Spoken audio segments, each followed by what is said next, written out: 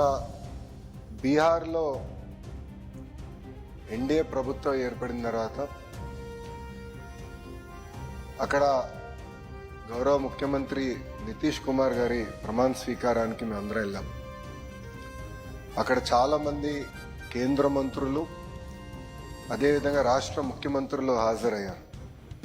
అక్కడ ఒక ముఖ్యమంత్రి గారు దగ్గరికి నేను వెళ్ళి పరిచయం చేసుకున్నాను.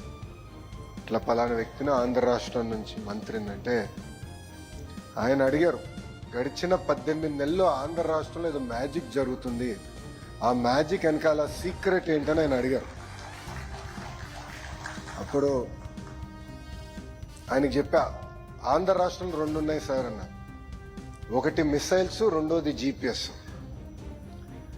జీపీఎస్ అంటే వేదిక మీద ఉన్న పెద్దలు, ఒక పక్కన అయ్యన్న పాత్రుడు గారు, ఇంకో పక్కన అశోక్ గజపతిరాజు గారు. మిసైల్స్ కూడా వేదిక పైన ఉన్నాయి. ఒకటి మా యంగ్ అండ్ డైనమిక్ లీడర్ రాము, రెండోది young and dynamic leader Aditi Gajapathiraju గారు. మేము మిసైల్స్గా పనిచేస్తున్నాం. జీపీఎస్ కోసం, జీపీఎస్ కూడా చాలా చాలా అవసరం. అంటే మేము మా పైన పడి సెల్ఫ్ డిస్ట్రక్ట్ కూడా చేసుకుంటామని చెప్పారు. అంటే ఈరోజు మీరు ఆంధ్ర రాష్ట్రంలో చూస్తుంది ఒక చరిత్ర సృష్టిస్తున్నాం.